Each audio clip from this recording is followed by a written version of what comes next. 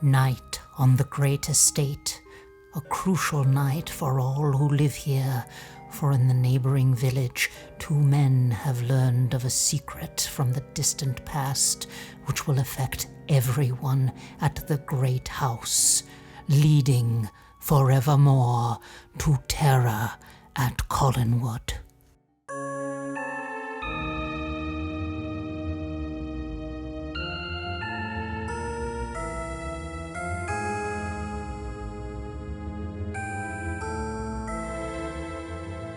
Welcome to episode 10 of Terror at Collinwood. I am your hostess, Penny Dreadful, here to regale you with tales of terror from the halls of Collinwood and the old house. I have a really special episode lined up for you today. I can't wait to dive into it. Before we do that, though, I have some news. What we've got here, we've got all kinds of interesting things happening with Dark Shadows right now. First of all, before you do anything else, I command you to head over to terroratcollinwood.com. In the upper right-hand corner, you'll see a link to the blog section. It just says blog. Click on that.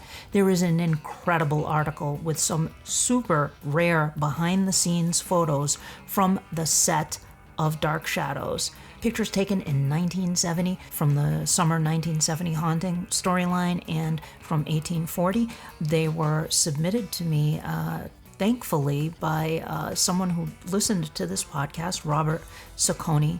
And I want to thank him profusely for this because his uncle, as it turns out, was a cameraman on the original Dark Shadows. He worked on the show from 1968 until the show ended in 1971. And while the cameraman in question prefers to remain anonymous, he was kind enough to answer some questions via his nephew, and Robert also added some thoughts of his own. So there's an interview and some really rare behind the scenes on the set pictures from Dark Shadows, never before seen. So head on over to terroratcollinwood.com, click on that blog section and enjoy. And speaking of enjoyment, there is some really cool stuff happening. As many have heard, there is a Jonathan Frid documentary coming out. It is called Dark Shadows and Beyond, the Jonathan Frid story, and it's produced by Emmy winner Mary O'Leary. And it's going to be available on Blu-ray, DVD, and digital on October 5th from MPI Media Group. It is available now for pre-order on Amazon as of the recording of this podcast episode in August of 2021. So if you're listening to this right now in August 2021, you can pre-order the documentary. I am really looking forward to it. The trailer just looks sensational. So definitely go check that out. And the other bit of news I have for you is about the Dark Shadows Daybook, and that's what this episode is about, in addition to many other wonderful things like the Collinsport Historical Society and Unlovely Frankenstein. So let's dive on into that.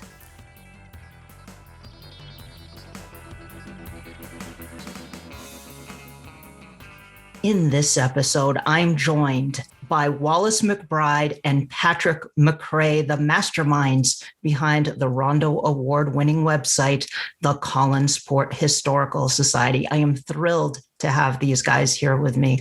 Been a longtime fan of their work with the Collinsport Historical Society, so it's really a joy to get to talk with them. Just a little background: Wallace McBride is an artist, writer, and graphic designer. In addition to running the Collinsport Historical Society, he is the mad genius behind Unlovely Frankenstein, which has the tagline "Stupid Art for Smart People," featuring some amazing pop culture and cult movie-based posters and products. In the Big Finish Dark Shadows audio dramas, Wallace stars as Edgar McBride, a newsreader for Maine radio station WLSN 01.3 FM. That's 13, actually, now that I look at it. Patrick McCray is a writer and longtime staff member at the Collinsport Historical Society. He was a comic book author for Revolutionary Comics and created the underground cult hit Elvis Shrugged. He later wrote top-selling biographies of Betty White, Jack Dorsey, Britney Spears, and Elvis Presley.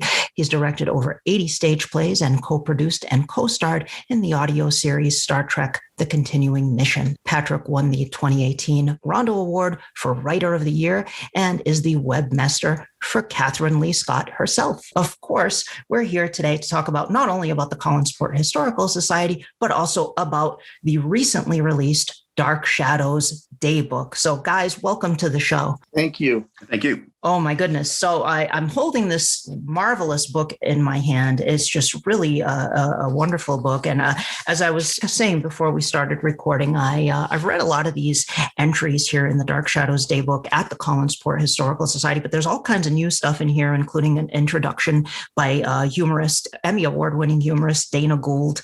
The book is laid out in a beautiful way with each section devoted to a different storyline of the show. It just looks sensational here.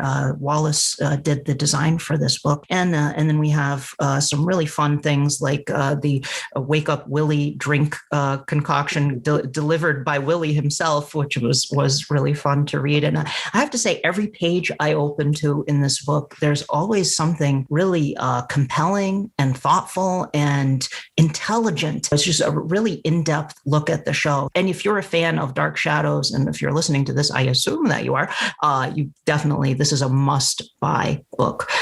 So guys, talk to me about what led to this. Like what led to, let's start with your interest in Dark Shadows. Like what got you into Dark Shadows to begin with? You can lead off, Patrick. I'm just here to be your hype man. Oh, Lord. Oh, no. Well, let me tell you, I am the puppet. Wallace is the hand. But I just want to assure you of that. He's the brains behind the whole thing. And I really mean that. What got me into Dark Shadows? Well, I was always into, vampires and werewolves and Joan Bennett and things like that, as a young man. And when I was 11, it showed up in syndication in Louisville, and some friends of my mother's, they were very excited about it. And it's hard to believe now, but the show had only been off the air for 10 years at that point. And they said, well, you got to watch the show. It's got all these things in it. And it's a soap opera, which immediately, just worked wonders on an 11-year-old. I wanted nothing to do with it. Right. but they said Kate Jackson was on it. And that was a significant selling factor. So I tuned in, and with no one saying that Kate Jackson wouldn't be there for 1,000 episodes or so. And I thought, what on earth was this? But it's like the experience any 11-year-old has with Scotch. When you first try it, it's like licking an ashtray. And when you're watching this show, and who are these people, and why do I care about this Irish guy, and so on and so forth. And then the hand comes out, and that is such an indelible image. Mm-hmm. It got me to stay. And so it became kind of morbid curiosity of how much of the soap opera nonsense I could take. And as far as I knew, Burke and Joe were the same person. They were just, these two white guys with nice hair. And I didn't know who any of these people were. And I was just hoping the vampire would show up. And that was, every few episodes. But it worked its magic. And the amazing thing was how quickly the show played its hand in terms of Barnabas. He's the hero. Come on. And that Jason McGuire's the bad guy. And once I got into that, and once I saw what a weird little moral twist it was doing with that, that was it. That was it. I was hooked, and the show would disappear from syndication, and then it would reappear somewhere else, and I would follow it. And it went from being something I thought I was kind of obligated to like, to something that just nothing could keep me away from it. And how about you, Wallace? Mine's a bit more rambling. Yeah, I was the first I heard about that I remember hearing about Dark Shadows was after going to see Raise the Titanic that has David Selby in it. My mom mentioned that he had been on a TV show, a soap opera, where he played a werewolf and his cousin was a vampire. And it was something that like wormed its way into my brain. I just had to find out what Dark Shadows was after hearing that. I guess it was about 8 or 9 years old at the time. And it seemed like it was, genetically engineered for me. And it wasn't long after that I came across a stack of the Marilyn Ross novels at a used bookstore. And I grabbed all of those. There was the House of Dark Shadows novelization. That's how I found out there had been a movie about it. And from there, it took me a few more years to actually see an episode of the TV show. That would have been when I was living in New Jersey. And I needed rabbit ears I had to stand over the rabbit ears to get it to come in on the UHF channel. And I did not get to see very much of it that way because it was difficult to get I guess I was maybe 12 by that point, to stand over a TV for 30 minutes at a time just to try to get a signal and to watch it. But the first scene I remember seeing was actually in the Blue Whale. Oh, in the Blue Whale. Yeah, to this day, it remains my favorite set and favorite location in the TV show. Yeah, it is. It's definitely a memorable location with, although a limited selection of songs, but still, I love those songs. I don't care. I'll listen to. They're all good. They're all good. They're all good. They're surf songs. They're great. I used to do a radio show, and every once in a while, I'd slip a Blue Whale song into the mix. I'd play some surf rock, and I'd throw in a Blue Whale song because it just fit right in. Like Bob Cobert really captured that feel.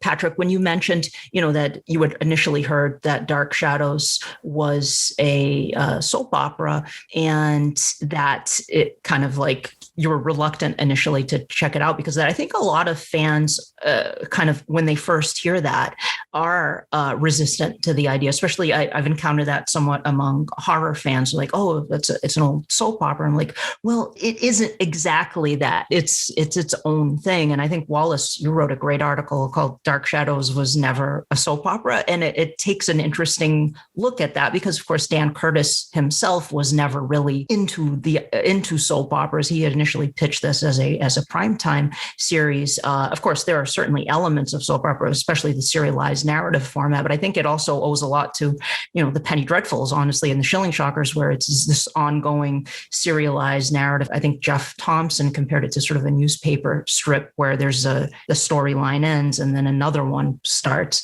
So it is a soap opera, but I was talking about this when I had Ansel Farage on the show. It's like, if you had to put Dark Shadows on a shelf in a video store, and if we imagine video stores were back in existence, would you put it next to Guiding Light? I wish, right? Especially those really cool underground video stores they used to have. There's one in San Francisco called Leather Tongue Video, which I just loved that place. But if you're going to put Dark Shadows on the shelf, are you going to put it near Guiding Light and All My Children and General Hospital? Or are you going to put it near like Kolchak, Star Trek, Doctor Who, or Night Gallery? For me, I'm going to put it near Night Gallery and Doctor Who. That's kind of, for me, where it's going to fit. Others may choose the Guiding Light shelf. I don't know, but where would you guys put it? Boy, I'm split on that, because there's part of me that wants to, sort of dig the tiger pit to trap the soap opera fan into something good. I mean, why not? Just throw that in. And then the horror fan will be delighted to see something accessible over in the soap section. But I mean, ultimately, sure, you're going to put that with cult television or horror or speculative fiction, things like that. Speculative fiction, sure. Yeah. Awesome. Now, of course, your website, the Collinsport Historical Society, I'd love to hear how that came about, because, I remember back in the days of the fanzines, and, I'd wait with eager anticipation to receive these fanzines in the mail that would often have really interesting articles and deep dives into sort of character analysis and family trees and things like this, and articles about the show and general interviews with the actors, etc. And in many ways, I think the Collinsport Historical Society is sort of the internet age's version of that, minus like the fanfic aspect of it. But, you have these really in-depth articles and really, really cool examinations of the show. So talk about how the Collinsport Historical Society came about. Well, you really hit on it with the fanzine angle there. I found out I missed all that about 2010, 2011, I picked up one of the old Marilyn Ross books at a bookstore, and it had an envelope in there that was for the Jonathan Frid fan club. And it had Jonathan Frid rules on there. The letter inside of it was not there, but just finding out there were fan clubs for this TV show. I got to see the show in earnest when it aired on the Sci-Fi Channel in the 90s. And I got to see it from the first episode all the way through. And so that's how I experienced it. I had no idea that there were fan clubs or fanzines or any of that. And the internet pointed me to that. And I was really just interested in connecting with other Dark Shadows fans. Not that once I was going back and rediscovering this show for probably my third time since the early 90s. And the idea was just to reach out to other fans and just meet these people. You know, I really wanted to meet the people who are running the old fanzines, and a lot of them have just sort of disappeared and or just moved on to other things. Yeah. Some of them are active on Facebook, but they're not running the zines anymore. Like I know Dan Silvio's out there and Kathy Resch, and they post sometimes, but they're not producing the zines. And I think just zines in general, kind of when the internet age dawned, they sort of kind of faded out a bit because you don't see too many fanzines anymore, like print fanzines. How did you find the experience when you started the website and you started posting to it? What was the response from the fan base like? Frustrating. There really? was this invisible wall that I did not know I was going to hit my head on. Can you elaborate? Well, when people started to take notice of the website, a lot of the old timers were actively resentful. I was not invited to the party. I was an interloper.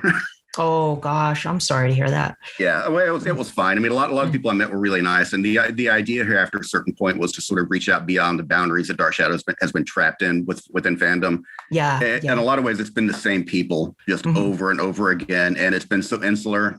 Yeah. And exclusive to a certain point that I kind of wanted to reach out to some other people and try to find out some other opinions, some alternate viewpoints on this. I mean, most fandoms are strange, but Dark Shadows is sort of singularly strange. And I'm not saying I'm not above that anyway. I'm not saying I'm better than these people. I'm exactly these people. Likewise, I think we all gravitate to the show because we are all kind of cut from that sort of eccentric cloth a bit, you know. But I find I know what you mean, and I think generally, in fact, as fandoms age, like you have that initial group that sort of founded these fandoms, and then it does become sort of that core group of people that's always sort of identified with that, and everything kind of ends up going through them. I'm speaking of other fandoms that I'm also have participated in over the years. I can see Dark Shadows being more entrenched. It's good to sort of expand and look at things from a variety of different perspectives, as Patrick does with his Daybook articles. Like these are really insightful and interesting look and intellectual sort of deep dives into the episodes of the show. So Patrick, how did you get involved with the Collinsport Historical Society? It was marvelous luck. I had for a long time wanted to do a sort of Andy Kaufman-like stunt after I saw the movie Super Size Me. I being a profoundly unoriginal man, I decided that I needed to ape that. And I thought, well, what about Dark Shadows? I had been collecting DVDs since the beginning. I was too late to the Laserdisc party, and but DVDs I was right there for, and I couldn't afford the VHS tapes when they were coming out. But my crime empire had expanded to such a point that when the DVDs came out, I was able to get them.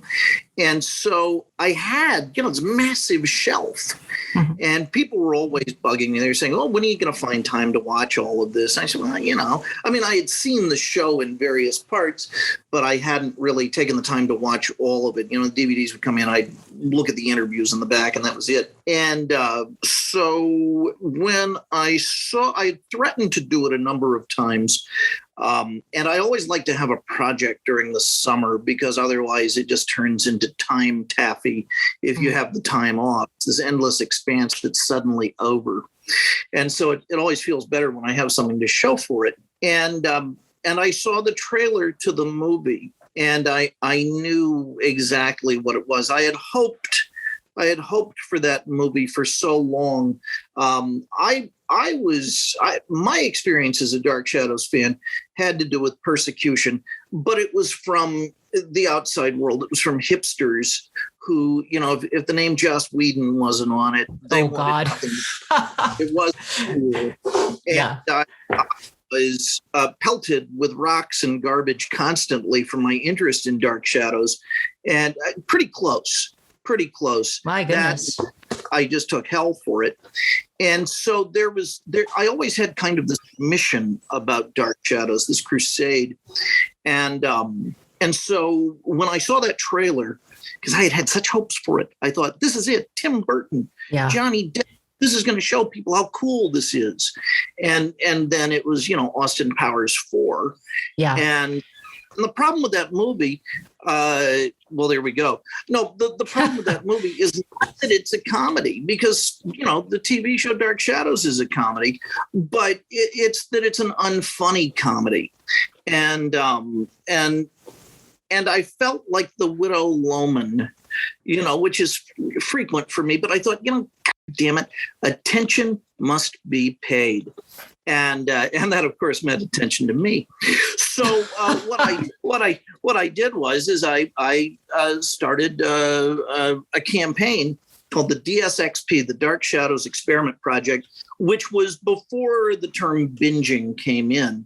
And this was a thing where I was going to watch the whole damn thing in 45 days. And I did. It was all carefully scheduled. It was carefully worked out. I had a regimen.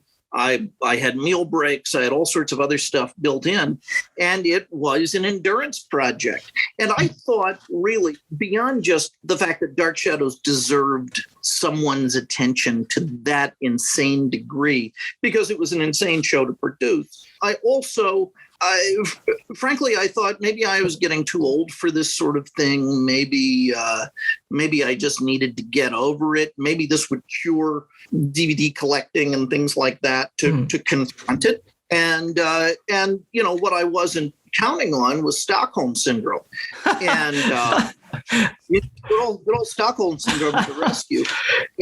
And you really get immersed in this when it's a big screen and you're in a small home, and it's another room in the house, and it's everywhere you go, and these people are with you for 10 hours a day. And you're having to make great sacrifices, personal sacrifices, to be there with them and to maintain this schedule. And so I had seen Wallace's website around the time that I was gearing up to do this, and it was just about the best thing I had ever seen, because it had such incredible taste and such incredible style and such a singularly hilarious, passionate voice behind it. And in terms of just a triumph of both substance and style, its presentation was such that it made Dark Shadows no, I take that back. It didn't make Dark Shadows cool. It demonstrated why Dark Shadows was cool to precisely the assholic hipsters that I had been following for years.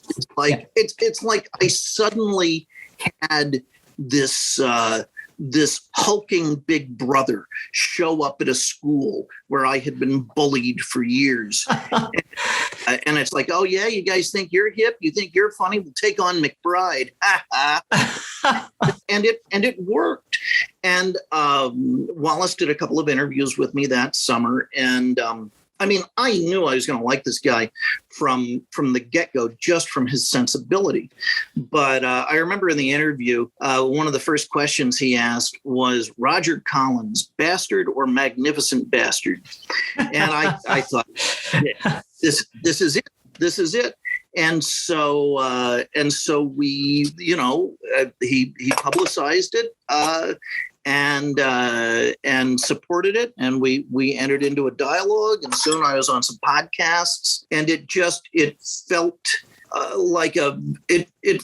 like a friend and a colleague and a mentor that I had always had but had never known, and it was very significant for me. Not only the way that he articulated his interest in the show, but the unflagging integrity that he showed just as a friend and as someone interacting with the program, and I was delighted and honored to be a part of it. Wonderful. But a couple of things you said, really jumped out at me. The hipster thing and the Joss Whedon. If it's not connected to Joss Whedon, it's not worth.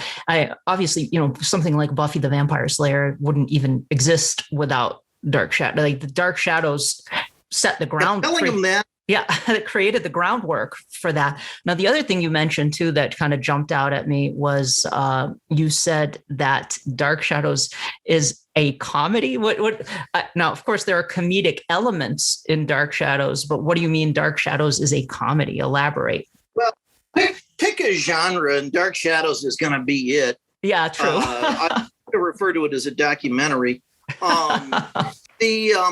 This is a show about wasps completely displaying their trademark ability to ignore apocalyptic circumstances, yes, no matter what. Yes. And that's very funny. And then if you're a Blackadder fan, the relationship between Barnabas and Willie, that Barnabas is the long-sufferingest hero in all of television, the most proper character, and who are his friends. He's got this alcoholic with sideburns, and he's got Quentin. But he's got this doctor who's either in love with him or trying to poison him. And is there a difference? And then this mouth-breathing Rube, who then decides to become a hand-wringing, overly moralistic worrywart at everything he does. He thinks, okay, well, maybe I'll finally...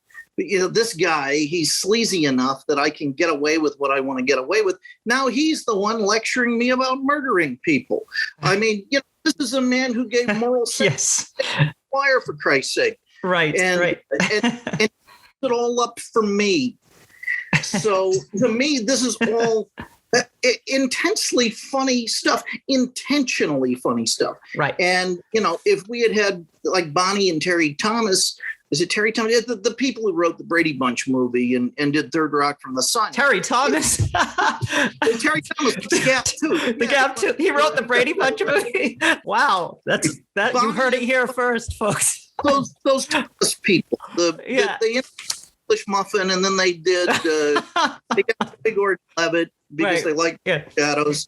And John Lithgow and all of that in that show, but then they wrote the Brady Bunch movie, which I think is maybe the finest film of the 90s. And I'm not alone. Kaye de Cinema agrees with me on that. And that was something that absolutely captured the essence of what it was satirizing, to the point that it was a fine example of it, while at the same time sending up all of the things that needed to be sent up with absolute affection. And if you're going to make a comedy out of it, that's how you do it. Right.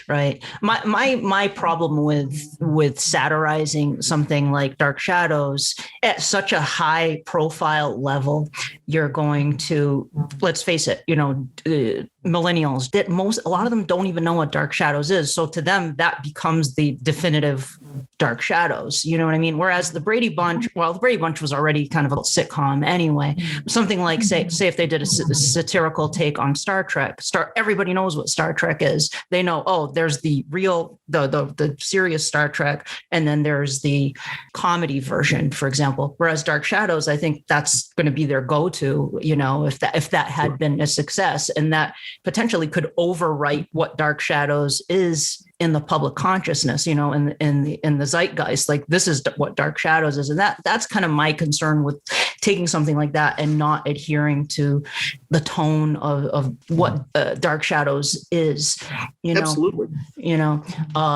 Anyway, so you went on a binge watch session for Dark Shadows, and this led you to writing the Dark Shadows Daybook for the Collinsport Historical Society. Eventually, yeah. eventually. Yeah, Okay. a lot of stages in between. I had written another project a year later, and then a sequel to it a year after that, called the Collins Chronicles, which was an episode companion where I wrote either a diary entry or a letter or a newspaper article or something like that within the universe from the point of view of one of the characters about each episode. So you had this on-running series of Easter eggs that provided continuity that the writers would have provided had they known how the show was going to end. But that was my first real immersion into it. And we had noodled around with a few other things I did. I turned that into a presentation that I did at the 50th anniversary convention. And as that was gearing up, I was looking for another project, and I wanted to do an episode guide. And there were two models for episode guides for Dark Shadows that existed at that point. There was what came out from Pomegranate Press, which was very good, but it was very brief. I mean, you could get it all in a pamphlet. And as it turns out, that was probably the right approach. But the other was the Nicholas Mooneyhan approach, which was fantastically detailed. And it was so detailed that it would not have been easy to thumb through and just sort of be able to kind of follow the show. And I was a big fan of that episode guide boom of the 1980s. So I thought Dark Shadows needed something like that, where every episode would get, maybe a 4-sentence paragraph. And you could capture the series that way. And so I approached Wallace with it, and he had something else in mind that I pretended to understand, but I did understand, but I wouldn't let myself believe it because it was so much work. And what he suggested was having, a little something behind the scenes for every episode. And I thought, are you mad? That many episodes? How are you going to do that? And some analysis and some talk about its place in history and so on and so forth. And so I kind of nodded and said, oh, okay. And then wrote something else. But Wallace was incredibly supportive and persistent at the same time about what he was looking for. And I swear to God, it was maybe 2 years into it. And I finally wrote one that was the first episode when they get back to 1968 from 1795. And it felt really good. It just felt right. And Wallace responded and he said, okay, now that's it. That's what I was going for. And then when I had a model for it, and my muscles were kind of built up from writing, as much as I was back then, the style of it and the voice of it all came together at once. And it took a while. And, it's the sort of thing that only the internet can give us, because the internet is sort of free. We trade all of our liberties and information to it. But, other than that, it's free. And so it was sort of like digital photography. I had the time to make mistake after mistake after mistake after mistake and still be able to come back and work on it a little bit more. And then it gelled. It took on a very, very distinctive voice and shape. When you would do these, you post these write-ups, they were posted on the day the episode originally aired. So you'd always kind of end it like on this day in 1968 or 1969, what was going on. So there's sort of it was a really cool dynamic to the way you got that set up there. Now, I'm sorry, go ahead. No, I said, I'm glad you like that. Yeah. I'm looking at the book right now. Just some of the phrasing. I just love the way your observations. These are sort of observations I think the fan base never really kind of looked at Dark Shadows in exactly this way. Like I remember reading wonderful essays by the late Warren Odson and such. And, oh boy, he was terrific. Oh, really, really great. And he would kind of sometimes take a look at, he was a great artist as well. But, you come up with phrasing like the real phantoms in Dark Shadows are the metaphorical phantom limbs represented by absent, missing, or neglectful family members. At times, they seem to outnumber the characters who show up, and their influence quietly resonates throughout the series.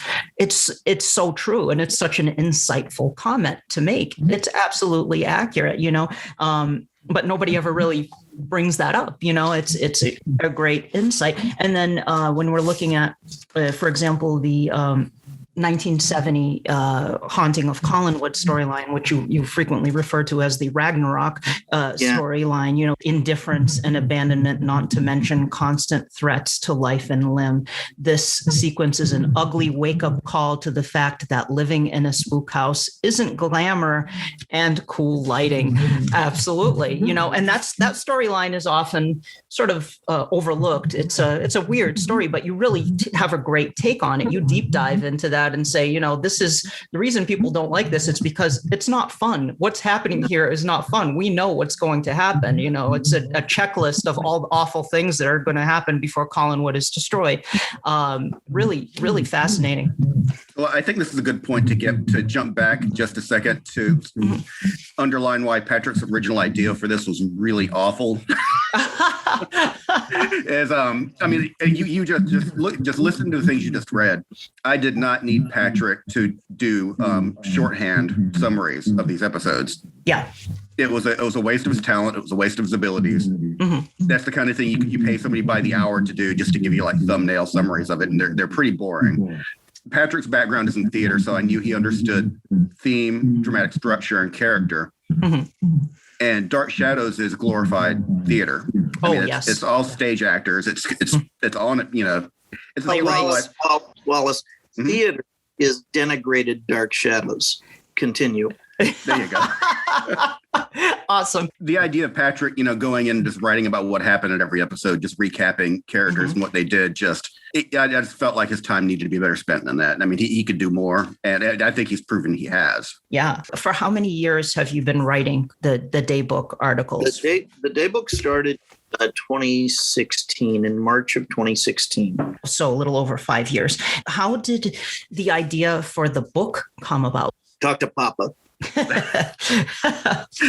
That was me again. I felt like this needed to be it needed to be celebrated in some way. I don't think people, just getting it for free when they visit the website or seeing it on Facebook is really showcasing what's been captured here. And I wanted Patrick to go back and take another look at the text mm-hmm. and try to stitch it together in a form of narrative that would substitute the need for an episode guide, while also, telling you what the show was really about, without telling you Willie does this on this episode and what. Nobody really cares about that kind of stuff. We can get that anywhere. Right.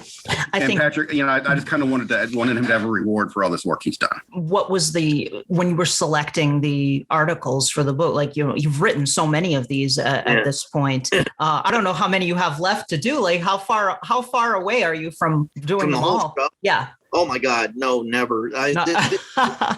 That's a separate thing that I want to get into is that's another issue. But in terms of the selection of the pieces, I responded with a very enthusiastic creative paralysis. So I have a friend of mine who's a very fine playwright named Callie Meister, mm-hmm.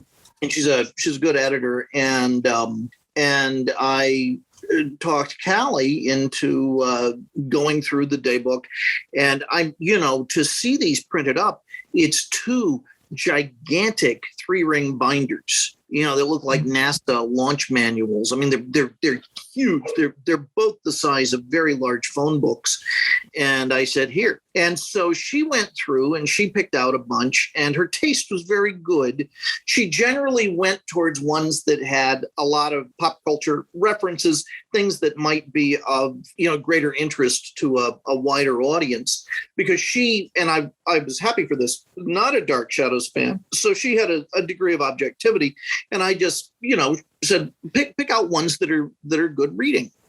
And so she did, and it was an interesting collection. It was a good collection, and I kept everything that Callie picked out.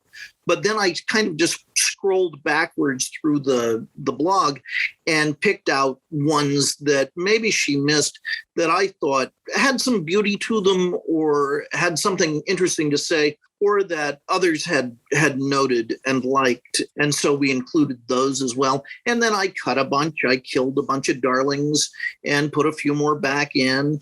And, the pandemic happened. So we had a lot of time on our hands. And it, a number of times I heard from Wallace, okay, now, Patrick, you can add this one more, but then that's it. And he was right with that, because I would still be, including things to this day if I hadn't stopped. It was like the red shoes. But every time there is some kind of something positive about the Daybook, it makes me be a better writer. So when the Rondo nomination happened, the Daybooks then became kind of worthy of the Rondo nomination. They really, that forced me to, I hate this term, but raise the bar. And, because I'm a modestly heighted man, but it did. And then knowing that the Daybook book was coming around, I think made the pieces I wrote even better. In my humble opinion. So there were a lot that I would write and I would think, oh, geez, boy, this one really needs to go in the book. And I never would have thought that before. Now, when you went back when you started putting this book together, did you guys make any changes to the Daybook entries that were on the website? Did you add or subtract anything, or come away with a different look at it? Or no, not particularly, except we recorded probably about a quarter of the book for an audio book. Oh, wow. I did that summer, and with a very, very, very fine voice talent, woman named Tiffany Talent, who is just magnificent. And listening to her read them aloud, I suddenly realized where a lot of the wording was awkward. And so for the first section of the book, I kind of went back in under the guise of proofing things, and without changing the space count on any page, because it had all been typeset at that point, I went in and sort of surgically reworked some of the phrases just to make them a tad more mellifluous, and that was a real benefit. That's the main change. Yeah. Okay, it's even. As someone who read a lot of these on the website itself, it is a different experience reading the book because of, I think, partly because of the layout and just the way that you have it organized by storyline. So you're kind of making your way through the series as you go, which is kind of an interesting way to look at it versus, this is the one that they're doing today, Sure. Wallace, how has the response been to the Daybook sales wise? Like, are fans responding well to it? As far as I know, yes. I mean, I've been getting Patrick is handling the sales on this end. Oh, I see. Okay. Yeah, this is Patrick's book. So, but people are proud to have copies of this, and they've been sharing photos online. It's just been very flattering. That's unbelievable. It just blows me away. And there's a gentleman who's reading it in sections on YouTube. Oh, no kidding. Oh, that's great. No, and it's really cool. He's a great guy. And I think I saw that, Resident of Collinwood, right? Is that the one? Yes, I did see that, because I saw like part 10, Dark Shadows Daybook, and I said, I have to check that out. Yeah. And that someone would be inspired to do that is two things. It's, of course, a cry for help, but also it's incredibly flattering. It's just the best. I mean, that's marvelous. Well, you had asked about the structure of the book, though, and Patrick was actually looking at some alternatives to this at the beginning. We weren't necessarily going to be. It was not going to be linear to begin with. Oh, okay. What was the original plan? Yeah, go ahead, Patrick. Okay. I was just about to ask you to explain, because I don't remember mine entirely. The main plan had to do with the fact that when I looked at what was set up, I thought that the first chapter, which compares the last episode and the first episode, I thought was a little dry. It was a little political. I was worried it wouldn't pull people in, because, of course, we have bookstores where they'll be pulling this off the shelf and thumbing through it. Not. And but I really was worried that it would be a turnoff, and then the stuff before Barnabas shows up, kind of a turnoff, and even the early Barnabas episodes, which are all about the morality of kidnapping Maggie and having to contend with the fact that this is going to be a hero, but we're dealing with this very dark side of him. I was like, boy, I don't know if anyone's going to get through this. And so I've always liked the idea of starting the Dark Shadows series in 1795. We sort of get snookered into following Vicky's timeline and Vicky's personal narrative, because for a while we thought she was the main character because it's Barnabas. And so when you look at it, starting in 1795, you get a much better feel for Barnabas's moral journey and his overall kind of Joseph Campbell-esque arc. And those pieces were really passionate and a lot of fun. I really liked writing those, and there's some good writing in there. And so for a long time, I thought about starting in 1795 and following more of Barnabas's journey. Interesting. I appreciate that you did include some you didn't do too much pre-Barnabas, but it's represented, and I think it is. It's important to give that nod as well. And like the Laura story, there are a lot of fans of the Laura storyline that I've encountered as I've started doing this podcast. Even I keep hearing from people saying they really, because it's such a weird, strange idea. I think it really kind of hits people. What is she? Exactly. Yeah, a phoenix. They made it. They created. It's right. Yeah, it's such a sad storyline too. It really is. Yeah, it's this woman who has this murderous compulsion she doesn't understand and can't resist. It's got all these noir elements. There's nothing else like it in Dark Shadows. Oh, really? Fascinating. Absolutely. And Diana Malay is so otherworldly. Just her performance, and she, herself was sort of had that kind of quality to her that kind of came through in the character. And it's exactly what you said. I had a Rachel Freitas was on here, and we were talking about that storyline, and she pointed out, that this is Laura's nature. She's not necessarily intentionally malevolent. This is just what she is. She is wired this way to do this, to immolate herself and her son. That is her prime directive, and the dark part about that, well, of course, burning a child alive can be a little dark, but the dark fascination in that is that we don't know what would have happened to David spiritually had he gone through this. Was he just die and be consumed, or would he be elevated to some sort of godlike figure, like at the end of that thing with Toni Collette and the girl's head? What was that? The Hereditary. Witches. Hereditary. Hereditary. Yeah. Hereditary. Yes. Yeah. Which was quite good. There aren't that many horror movies that scare me. I've seen a lot of horror movies, and that one actually kind of got under my skin a little bit. I was like, I wonder if he would have become a phoenix himself, It's a good question. When we never really know. For all we know, Laura's telling the truth about what a great experience. Yes. Burn to a sizzle. Right.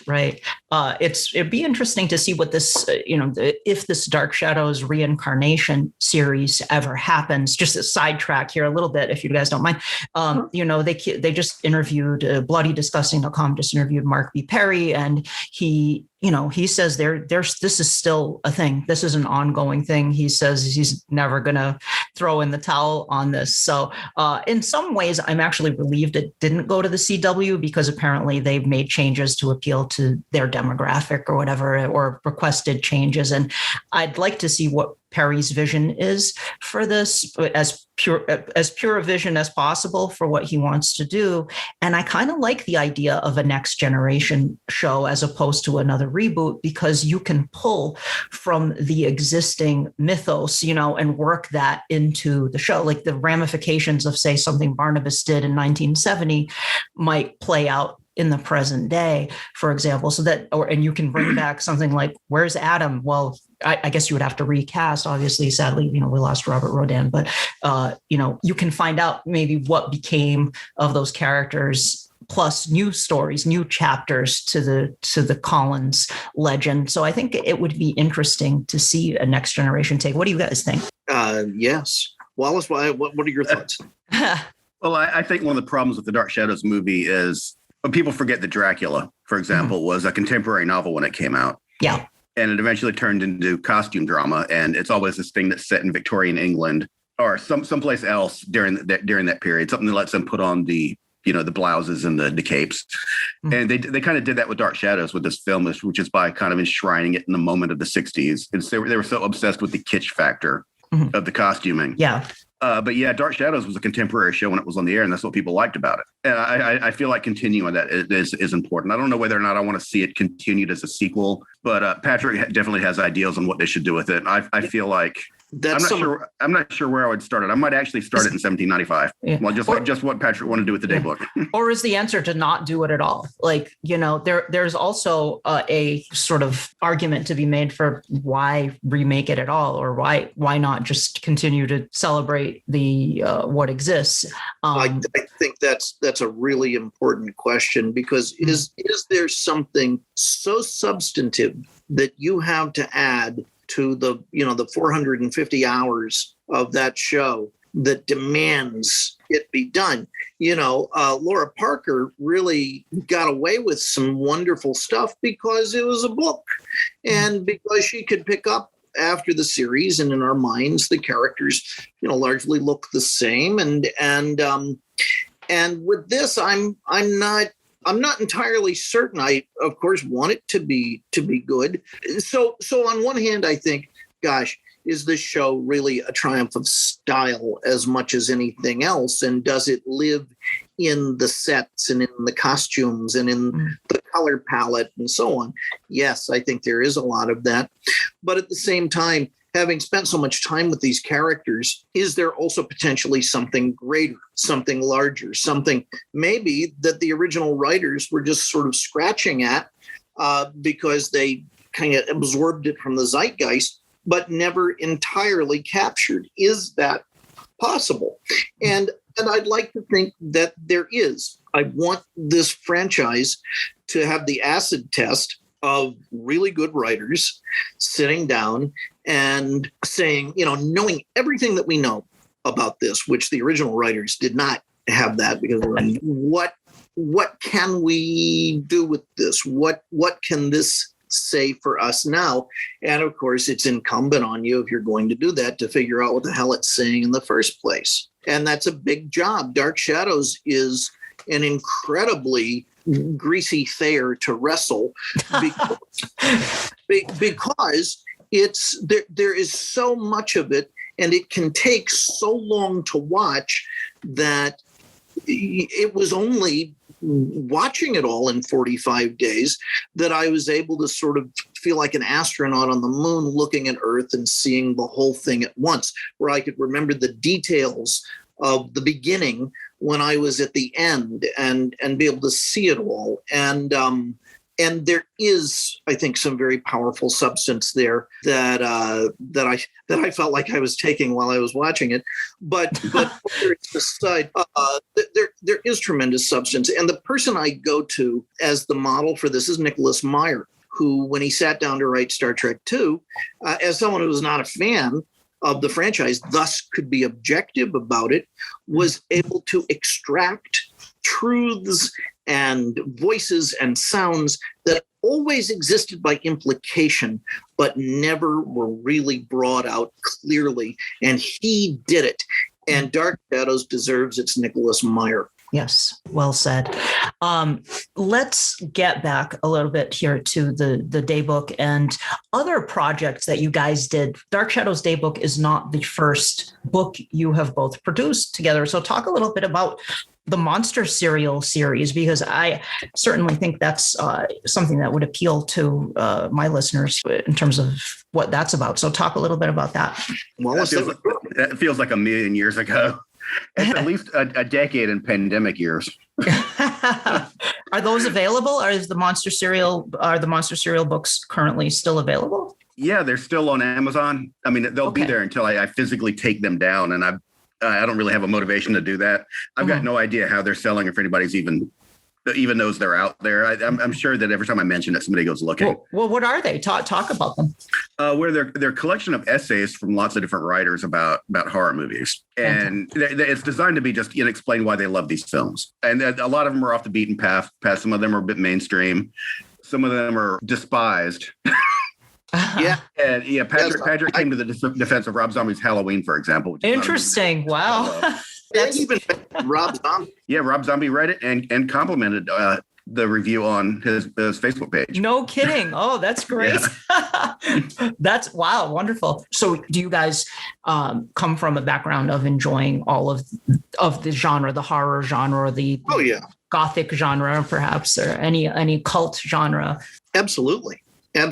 My roots are in that sort of thing. And I was lucky to grow up down the street from a repertory movie theater back when they had those that had a calendar and showed old movies, and you could see 6 weeks at a time. Mm-hmm. All of the films that they would bring back. And in fact, in 1982, when Dark Shadows was on WAVE in Louisville, they showed House of Dark Shadows. And so my first viewing of House of Dark Shadows was in a Deco Modern Theater, 940 seats, giant screen. It was a heck of a way to see it. Fantastic. That movie plays so much differently with an audience, too. I didn't get to see it with an audience until Patrick and I were doing a convention with Catherine and Laura. Uh-huh. And we did a screening of that, followed by a Q&A. And I'd never seen it with, a room full of people before. But it played with so much more impact than I've ever experienced with that movie before. It was a very intense, jarring film. Oh, yeah. I would love to see it with an audience. I have never had that experience myself, and it's definitely a different vibe. I remember going to see the Universal films. There was a theater in Boston. The Brattle was around Halloween. They were playing the big three: Dracula, Frankenstein, and the Wolfman. And I went to watch that with some friends in a theater packed with people close to Halloween, and it was awesome. It was just such a great experience because the audience is interacting with the film. That energy, that interplay of energy with what's transpiring on screen is definitely a cool thing to experience. So I'd love to experience that with House of Dark Shadows. What do you guys think of A Night of Dark Shadows? I love it. I really do. You call it an art film, as I recall. Yeah. And it definitely is. It's, like the Ragnarok sequence, it's a potent drink. It takes a lot to kind of get it down. And I think, one of the things that makes horror is the idea of ignorance, is the idea that the pattern has been broken and we don't know where it's going to hit us next. I like horror movies that often don't explain themselves completely, because that would remove, then it becomes Scooby-Doo.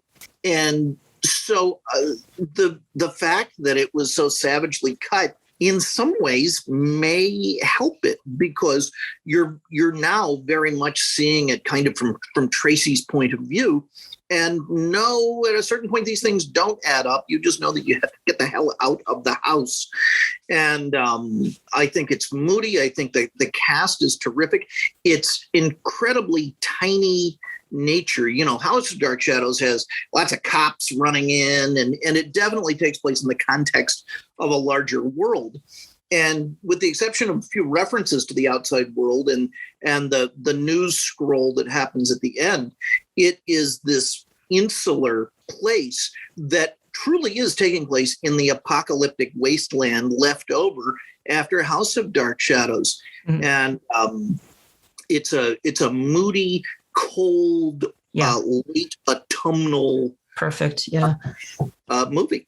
Yeah, it really, that's when I like to watch it, on a rainy day in like November. It's just the perfect time to watch that film. I'd love to see the full version, though, that Darren Gross has been trying to get out there, because I would like to see the original vision that Dan Curtis had for the film, and hopefully that will see the light of day at some point. It's my understanding that it's been completed. Oh, that's fantastic. The holdout was they were waiting until they had something firm in mind to find an actress to redub Grayson Hall's lines. But it's my understanding that all of that's been taken care of. So really? Oh, okay. It's just a matter of finding a venue for it. It was the late. What's that? Vic Tayback to voice. Vic Tayback. Oh my God. I love kind of flipping through the Daybook here. Some of the things you say here are just, I'm sure lovers of Gothic literature as I am, but I appreciate comments like this. Dark Shadows has a rich history of improving the classics. Thank you very much. As they reinterpreted venerable texts for a postmodern era. The original authors, Shelley, Stoker, Wilde, James, Stevenson, etc., certainly had the edges and luxuries of poetic language and originality, but with the edge of originality also comes the myopia of having to do this now, with no time to let decades and culture mull over the ideas and contexts. Essentially, those original authors were beta testing their ideas. The James Whales, Jimmy Sangsters, and Dan Curtis's Curti ? Were perfecting them for wide release to the public. This is just fantastic. I love that. Really, it's such a fun way to look at this. Now, before we talk, I want to move on to talk about a few other things here. But where can people get this book, and in what formats can they get this book? Well, Amazon certainly has it in print and has it in an ebook form. You can get it in an ebook form on the Google Play Store. Great. And then on Wallace's Patreon, Unlovely Frankenstein, yes, you can get a lovely signed copy of it with some beautiful prints of the art that's within, I believe, 3 prints, and a very special collector's card, and a great Leviathan poster that reveals part of the truth of what's really going on. And it's way. There's a Leviathan poster. That sounds incredible. You mentioned something that I wanted to discuss, and that was great. So thank you for giving me such a great segue there, Patrick. Unlovely Frankenstein. Talk about Unlovely Frankenstein, Wallace. It's a long story. What is Unlovely Frankenstein? Tell us what Unlovely Frankenstein's all about. Well, the Dark Shadows connection, before I forget about it, is the word unlovely. I read a profile and interview with Jonathan Frid in a Canadian magazine back when Dark Shadows was still in the air. I mean, I've read this like within the last couple of years. I was not alive in 1969, and it referred to him as an unlovely bachelor, which was exceptionally rude. Yeah, that's awful. The use of that word unlovely just kind of stuck in my mind. And I needed something that was like catchy and distinctive, and it was not already in a domain name somewhere on the internet. So yeah, Unlovely Frankenstein was my ode to Jonathan Frid and Boris Karloff. But it's an outlet for my, I hit a wall with writing, especially critical writing, a few years back. And part of it has to do with the website. That the things that I was really good at doing, I realized I was not going to be able to do them anymore. There is a bit of vulgarity on the website, which I'm still fine with. It's just that kind of attitude and that kind of tone when dealing with people who now have my telephone number. Yeah. By which I mean some of the cast members of Dark Shadows. Sure. Was just not going to be able to happen anymore. And, whether it's them or their friends or whatever. I mean, I could not say naughty words. Yeah, naughty words. Yeah, I was about to give you a list of them. Specifically about characters or actors or whatever. I mean, it was like, it's fun when you can do that kind of stuff, but the website eventually got so deep into the weeds of Dark Shadows that it kind of like merged with it at some point. Yeah. And so the stuff I was good at, it didn't make me happy, and it was just going to cause problems. So I sort of like segued into expressing myself via, visually, actually. Mm-hmm. And that's just kind of where I am right now. But I've had a rough couple of years also. Yeah. It's a very, very exciting couple of years. It's a bit like the Side Adventure. Yeah. Everything's kind of upside down and like fascinating, but at the same time, oh my God, we're all going to die. Yeah. It's it's been a rough year, and it's still continuing with this whole Delta variant and everything. Yeah. I'm hopeful that, we're all hopeful that things will improve, and hopefully people will start, now that the Pfizer vaccine is approved, hopefully more people will be doing that. That would be great. Unlovely Frankenstein kind of actually, formally came about because I've been tinkering around with art and whatever, just for fun, for the internet, just to, make people laugh for the most part. And Dana Gould took notice of that and actually started to, hire me to do concert posters for him. Oh, that's awesome. Yeah, it was also flattering, and it was also validating. It's like, maybe I've been getting paid to do this 9 to 5 for a while, but maybe I can actually do a bit more than what I've been doing. And yeah, it just kind of took off from there. It's sort of a second business for me now. That's great. What kind of products can people find on the Unlovely Frankenstein page? Primary 11 by 17 prints, some one sheet size images, occasionally trading cards, whatever other oddball stuff I feel like putting out there. It kind of fluctuates. Yeah, I picked up from my friend Erin. We're both big Rocky Horror fans, and I got her the Frankenfurter, the Tim Curry sort of Warhol style Tim Curry. That is really cool. Yeah, and I grabbed a couple other things for her from there. The Garfield, was it the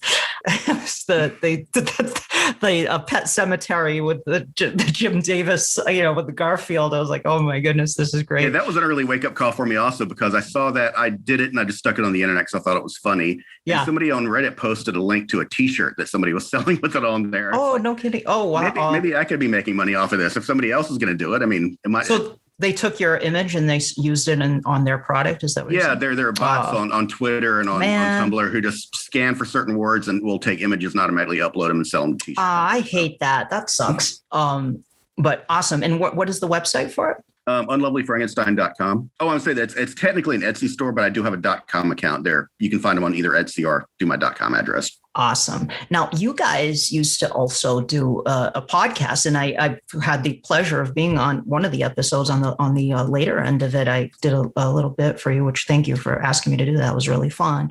But so is the podcast over, or is it just sort of simmering on the back burner and plans to bring it back at some point? Or I don't know. I know that's really wishy-washy, but yeah, just the anxiety of trying to crank that out, because it was right there at the end. It was the best it's ever been, and it was also the most pressure I've ever been under to make sure I get it right.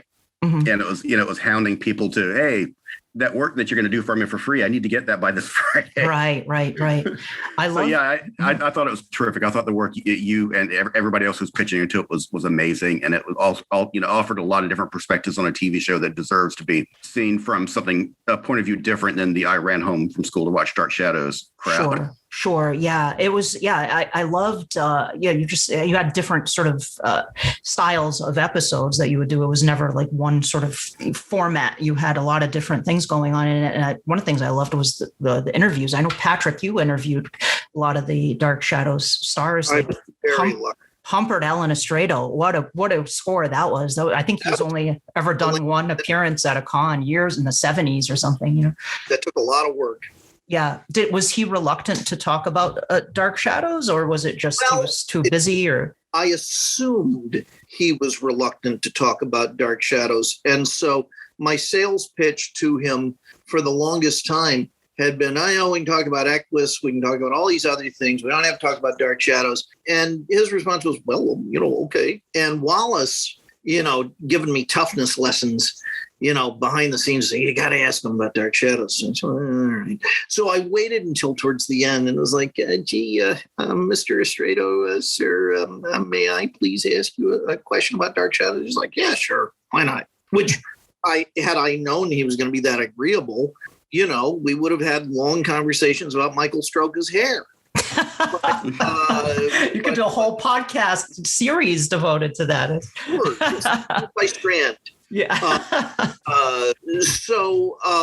And he was fine with chatting about that, but he was kind of as exactly as scary as you would think, because I remember, speaking to him in director-ese and actor-ese and dramaturg-ese leading up to this, trying to prove I was, worthy of his time or something.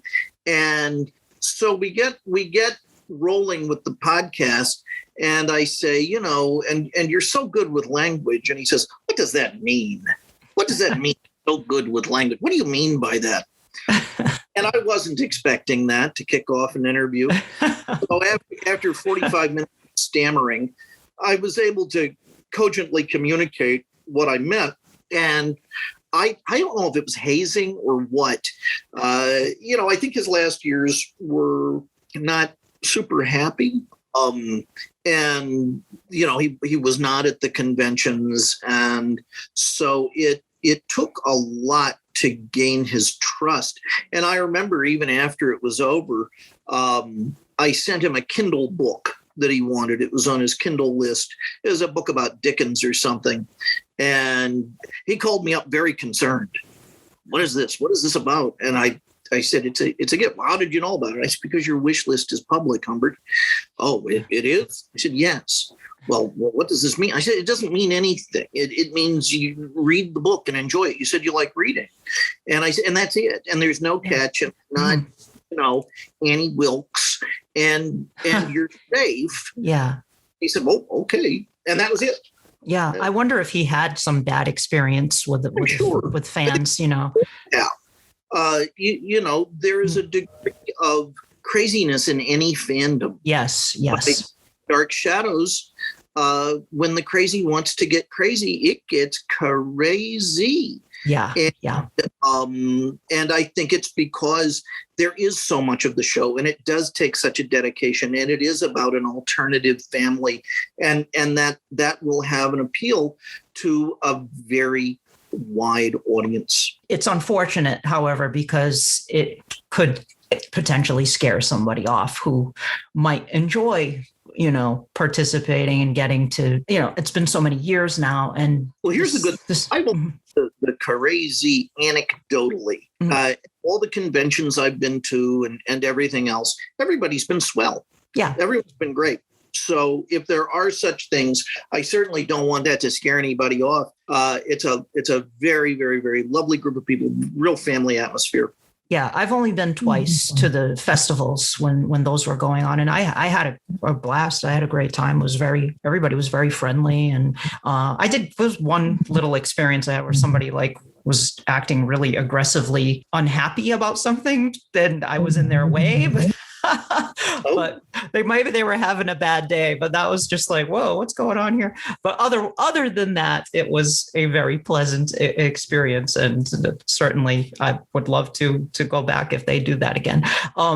Since we were talking about Humbert Allen Estrado in recent episodes of the podcast, this has been coming up. It's something that I've seen in the fandom over the years, and I'm trying to get to the bottom of it, even though I don't think there's a definitive answer. Nicholas Blair, warlock or demon? Sure. Both. Both. Yeah. Sure. Both. I think when rewatching, I rewatched that storyline recently, and I get the sense that the writers initially were planned for him to be a demon and then decided to make him a warlock instead. That's the sense I get from watching it because of the phrasing he uses early on about the pact with Cassandra and all this. And then later on, Vicky throws out the word warlock and he sort of gets very coy about it. Or he says, does that make me a warlock? And she says, yes. And he is a bit playful about it. And I wonder if there was sort of a decision at some point to change what he was in terms of what supernatural creature he was. I have a thought on that, and it's that I assume he was a warlock who died and became demonic. And interesting. To Earth on missions. He is, recorporated into his human Estrado-esque form. And yeah, he is a little bit of a warlock there also, once a Navy man, always a Navy man kind of thing. And I think that's once a warlock, always a warlock. And I think that's how they play it that way. I think really the writers, we think in terms of computers and always having access to these files. They didn't know. Yeah, they had no interest in the occult or what, They had none of that. Yeah. And even in terms of access to their own writing. Sure. Yeah. I'm going to find which episode they made this reference in and go through hundreds of pages of scripts and so on and so forth. So I also think they kind of played it a little fast and loose just because it was to remember. Wallace, any thoughts on that?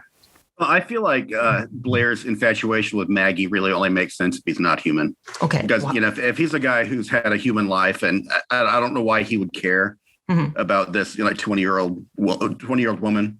So you don't think he was ever human then? I guess I don't. Okay, interesting. Okay, so you both have kind of a different perspective on it. I feel like they wanted to rein in some of the Satanism during that storyline. I think that it was starting to cause them problems with the viewers. The black mass. Diablo shows up one time and is never mentioned again. I feel like they walked him back pretty quickly. I think I read that at some point that there was some backlash actually about that, about those episodes in particular. I always figured, Nicholas wants to corrupt like he is infatuated with her, but I don't know if it's not, I don't know if it's true. He's not truly in love with her. He wants to corrupt her, and so like corrupt her innocence. He's drawn to her innocence, I think is a big part of it as well. I don't know. I just my take. I think he's in love with her. You think so? Yeah. Why not? Why maybe. Not? Well, all the monsters fall in love on Dark Shadows, so maybe so. Yeah. That's really an important theme. That it is always when they attain the height of this human experience, of this pure human experience, it undoes them, but maybe it's worth it. Mm-hmm. And I think Nicholas Blair is emblematic of that. He also was a key holder at the Playboy clubs, and I think had Maggie as a waitress there. Who knew that crossover into real life would. Sure. Nicholas Blair, Shel Silverstein, Leroy Neiman, they're all hanging out together in the grotto. As we near kind of the end here, I want to talk a little bit about your favorite characters and storylines. So I don't know. Let's start with Wallace. Wallace, favorite characters and favorite storylines in the show. It's always going to be Barnabas and probably Victoria after that. But if I was going to pick, one of the offbeat ones, it would probably be Jeb, who I think is an unsung monster for Dark Shadows. He's a character I like quite a bit. And I think the Leviathan story arc is much, much better than people give it credit for. I agree 100%. My favorite is going to be 1795, though, or 1796. Okay. Which year is it? I get that. The years on that and the 91 revival are different. It always confuses me. Yeah, it goes from 1795 to 1796, but then by the time they get to the 1840 storyline, they're referring to it as 1797. So they're kind of just like time is fluid in Collinsport, clearly, with all the Barnabas origin storyline is my favorite. I feel like it's complicated in all the right ways. It never quite goes off the rails like a lot of the other later storylines do. It's very operatic. It really is. Yeah.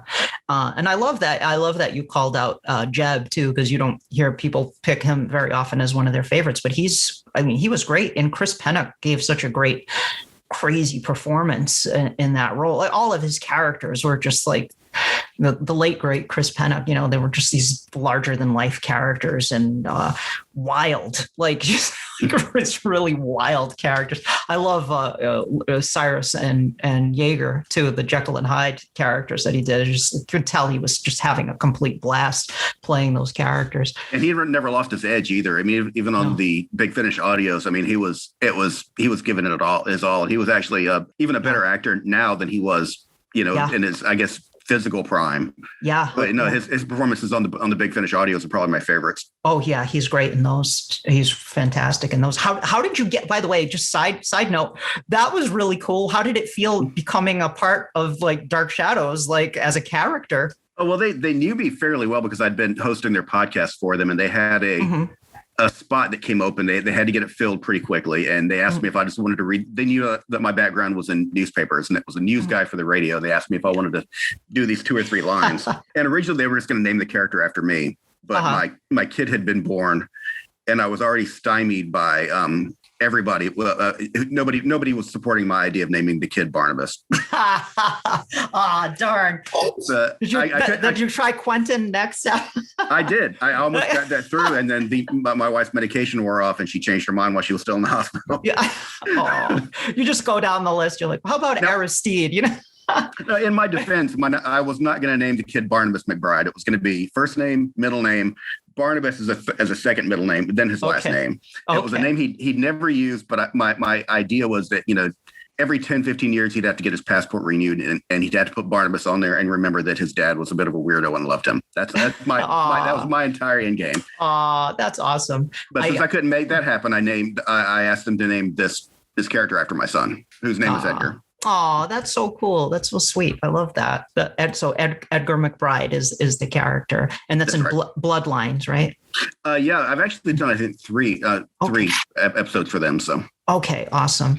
It's funny. I once had a student in one of my English classes, and her name was Angelique. And one day I said, did your parents name you after the witch on Dark Shadows? And she said, yeah, how did you know that? They're just like, oh yeah, they love that show. So they named her after Angelique. They have good taste. Indeed. Patrick, how about you? Favorite characters and favorite storylines? I have to say this, and I don't say it necessarily happily, because sometimes humor is just symbolic of itself. It's not genuine, and it's a matter of ritual. Harry Johnson, it's on everyone's lips.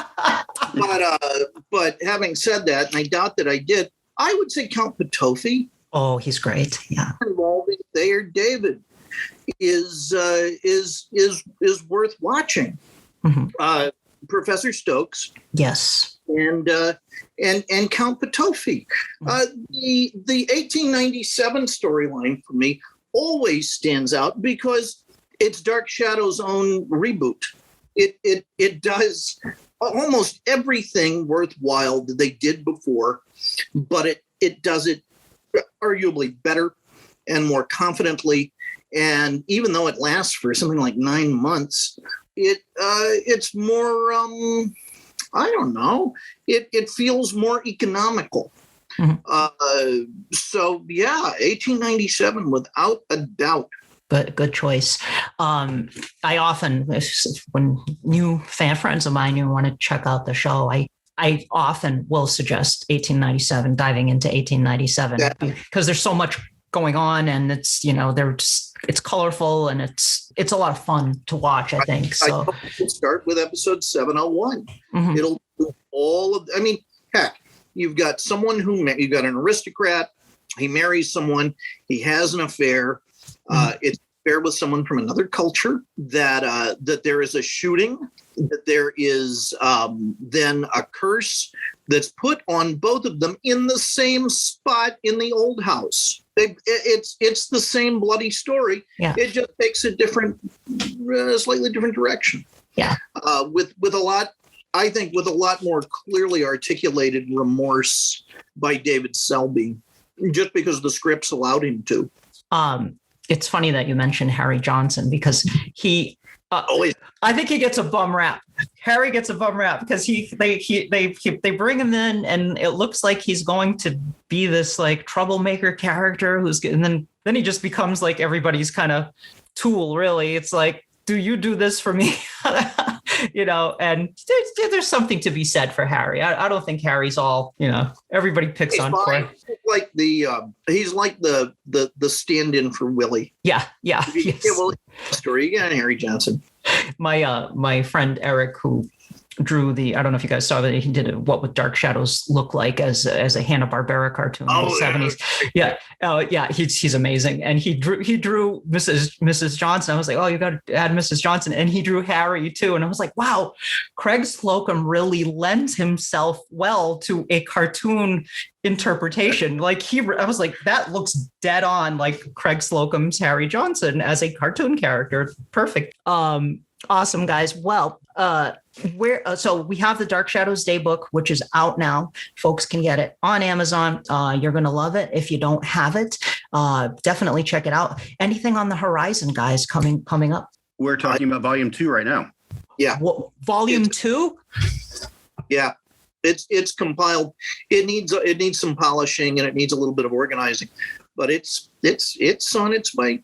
Oh my God, volume 2, folks. This is amazing. This is, you heard it here first. Volume 2 is coming. So, and it's similar setup as the first one? So far, yeah. Not all of the storylines are as evenly represented, mm-hmm. but the quality, I think, is very much there. Fantastic. And you have a projected release date, or is it still sort of off in the distance? Or ask the man. I am Lucy to his desert. Well, I don't want to pin you down here, Wallace, in case you announce something and then it doesn't come out by then. I don't know. But if you have any thoughts on that, that would be great. Yeah, sooner than people probably think. Oh, okay. Awesome. Very cool. So keep your eye on that. And they can find out about it, of course, at the Collinsport Historical Society. And there's also a Collinsport Historical Society Facebook page as well. And a discussion forum that you have on there too, the CHS Drawing Room, which is a pretty active Facebook group for Dark Shadows from what I've seen there. So, guys, thank you so much for joining me on the show. Thank you. Oh, gosh, it's been a pleasure talking with you. I'm glad we finally got to, Wallace and I have corresponded for a little while now, but it's great to finally get to talk to both of you in person or on Zoom anyway, for this podcast episode. I really appreciate it. Folks, be sure to check out the Dark Shadows Daybook. Grab it on Amazon. You don't want to miss out on this one. And remember, Dark Shadows is a Dan Curtis production. Cue Theremin. Yeah.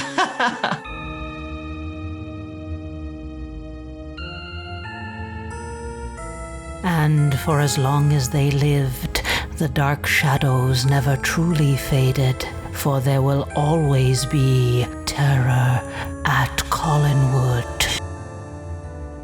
Terror at Collinwood is a Penny Dreadful production.